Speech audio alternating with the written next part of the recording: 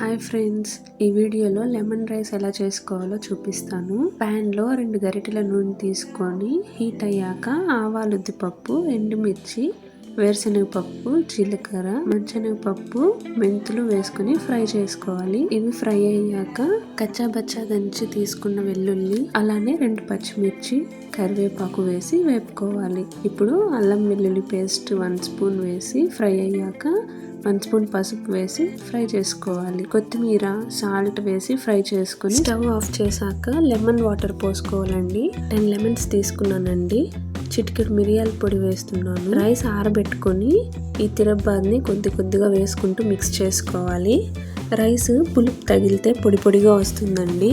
కాబట్టి రైస్ కాస్త ఎక్కువ ఉడికినా పర్లేదు. టేస్ట్ చెక్ చేసుకొని సాల్ట్ అడ్జస్ట్ చేసుకోవాలి. అంతేనండి, టేస్టీగా లెమన్ రైస్ రెడీ అయిపోయింది. Thanks for watching. Please do subscribe.